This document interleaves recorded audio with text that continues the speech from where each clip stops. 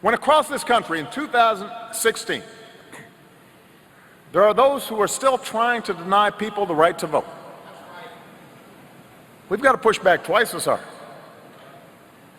Right now, in multiple states, Republicans are actively and openly trying to prevent people from voting, adding new barriers to registration, cutting early voting, closing polling places in predominantly minority communities, refusing to send out absentee ballots, kicking people off the rolls, often incorrectly.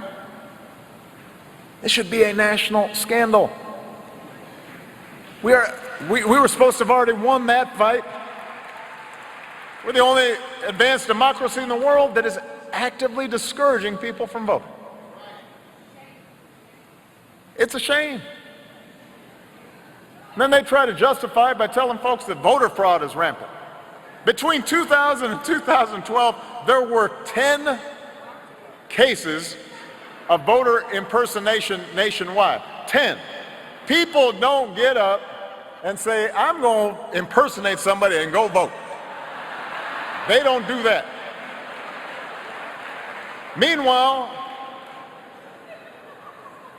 some of the same folks who are trying to keep you from voting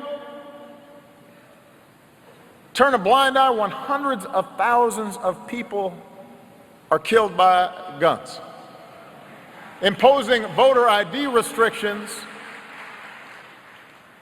so that a gun license can get you on the ballot, but a student ID can't.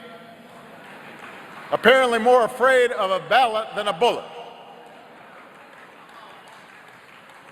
No, our work's not done.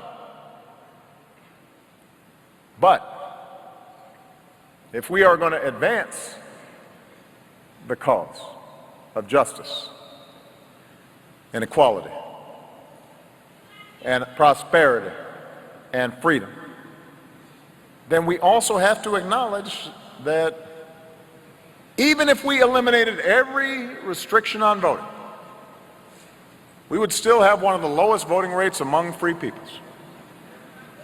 That's not good. That is on us. And I am reminded of all those folks who had to count bubbles in a bar of soap, beaten trying to register voters in Mississippi, risked everything so that they could pull that lever. So if I hear anybody saying their vote does not matter, that it doesn't matter who we elect, read up on your history. It matters. We've got to get people to vote.